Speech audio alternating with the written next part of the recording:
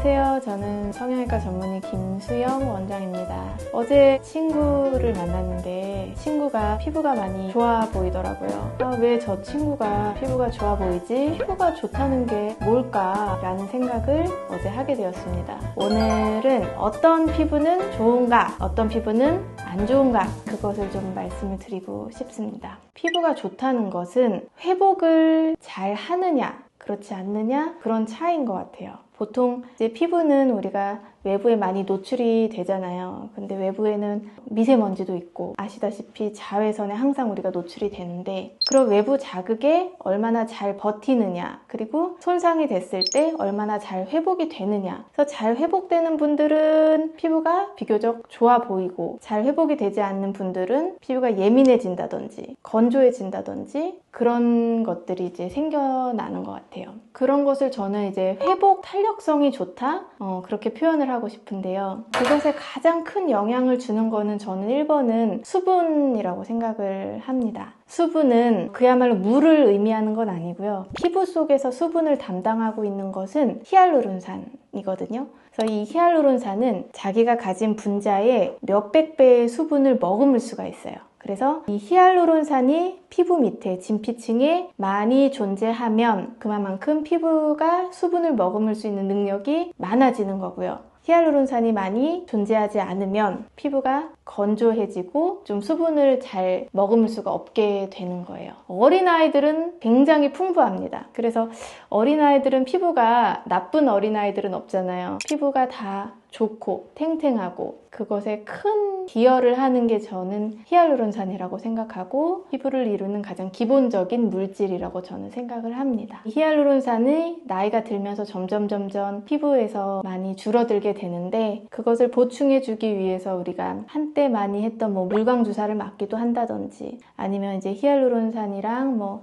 콜라겐 부스터를 섞어서 주베룩이든 리쥬란이든 외부에서 보충을 해주는 거죠. 그래서 수분이 어느 정도 있는 피부는 외부 자극에 보다 더 잘 견딜 수 있게 되고요. 반대로 이제 건조한 피부가 되면은 외부 자극에 그때부터 좀 취약해지는 것 같아요. 그래서 우리가 환절기나 이럴 때 많이 건조할 때, 그럴 때 피부가 많이 약해지고 그럴 때 좀 더 예민해지고 뾰루지도 잘 나고 또 알러지 반응도 잘 생기고 그렇게 되는 거라고 보면 됩니다.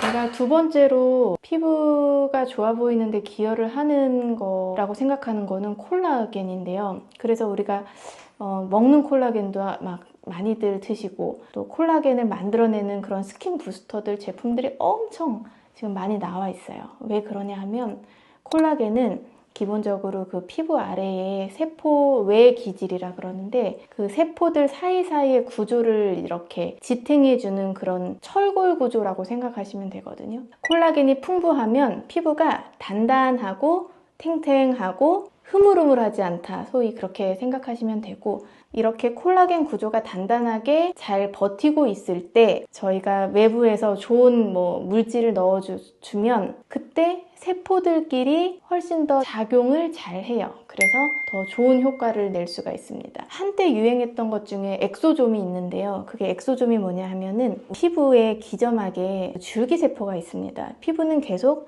우리가 때에 밀리듯이 각질이 탈락하고 안에서 계속 세포를 만들어내거든요. 그런데 그 계속 세포를 만들어내는 그 줄기세포를 조금 더 재생을 빨리 하세요. 조금 더 재생을 많이 해주세요. 라고 메시지를 보내는 그런 메시지 봉투라고 생각하시면 돼요. 그런 엑소좀을 피부에 넣었을 때 이런 콜라겐 구조가 단단하게 이렇게 잡혀 있으면 세포와 세포 사이의 그런 신호 전달도 조금 더 수월하게 됩니다. 그런데 그런 구조가 없으면 세포와 세포 사이의 그런 전달도 쉽지 않다고 되어 있어요. 그런 역할을 하는 게 콜라겐이라고 저는 생각을 해서 수분 다음으로 콜라겐을 좀 중요하다고 생각을 하게 되었습니다. 세 번째로는 피부의 예민도인데요. 이것은 앞서 말씀드렸던 수분, 콜라겐 이거랑 같이 가는 연장선상에 있다고 생각이 돼요. 그래서 예민한 것은 어느 정도 타고나는 것도 있어요.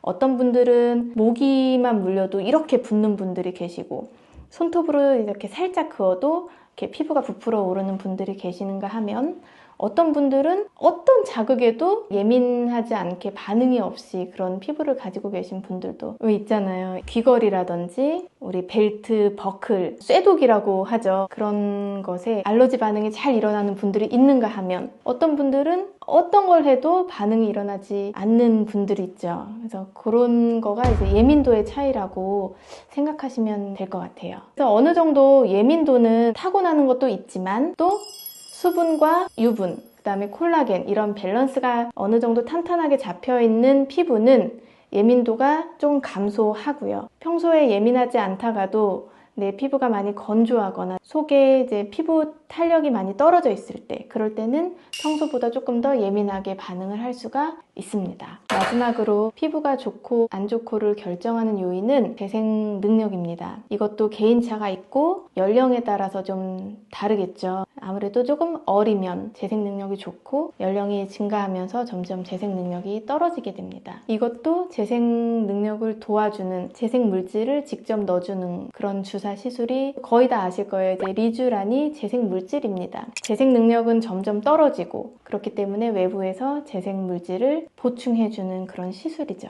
재생이 잘 되어야 피부가 다쳤을 때 얼른 회복시켜주고 외부 자극에 좀 이렇게 방어를 해주고 그럴 수 있는 거라고 저는 생각합니다. 네, 지금까지 이제 제 생각에 건강하고 좋은 피부를 결정짓는 요소를 수분, 그리고 탄력, 예민도, 재생 능력 이렇게 4가지 정도를 말씀드렸는데요. 저도 이번 이런 것을 계기로 제가 피부를 좋고 안 좋고를 따지는 데 있어서 이런 것들을 제가 고려하는구나 라는 것을 저도 이번에 알게 되어서 좋은 기회가 되었습니다. 요즘같이 일교차가 크고 환절기에 피부 관리를 위해서 앞으로 자세하게 설명을 드리고 많이 알려드리도록 노력하겠습니다. 지금까지 김수영 원장이었습니다. 감사합니다.